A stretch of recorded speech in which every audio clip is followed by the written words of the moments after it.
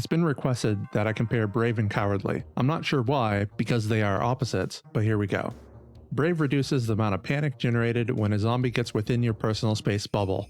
Note that when you're kiting zombies, every time you turn around, they fade from view, and then when you turn back again to face them, they generate more panic. Same thing if you leave the personal bubble radius and let them enter again.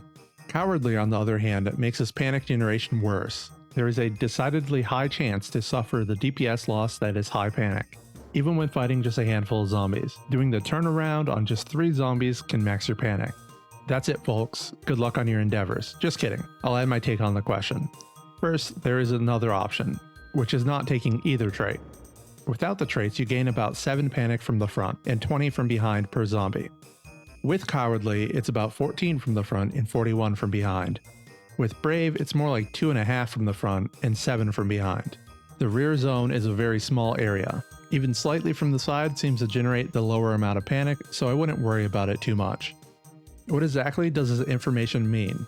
With Brave being half the panic generation and Cowardly being double, it sounds fairly clean as far as complexity goes.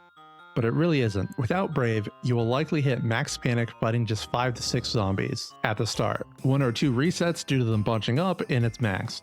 Cowardly is very similar. It would only take 3 to 4 zombies to hit max panic, but with the few zombies you don't typically need to kite them much. This also means a character with high nimble or damage, which can kite for longer while walking backwards, has multiple layers of power gain due to not setting off their panic as much.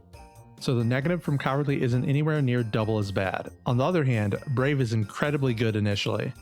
You can even fight 20 zombies with plenty of kiting without risk of hitting max panic day 1 of the character.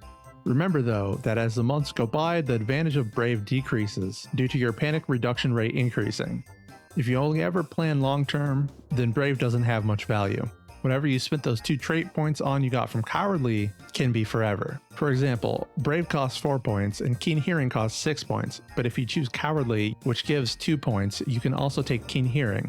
Keen Hearing gives enough of a sight radius behind yourself that careful kiting can keep zombies inside the fear and sight range, allowing you to fight smaller groups without repeatedly gaining panic, helping to mitigate the negative of not having the Brave trait while also giving you a strong positive trait in general.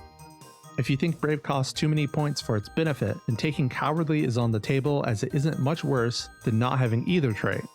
If you can make your build without Cowardly, that's great, but I wouldn't be too afraid of it either.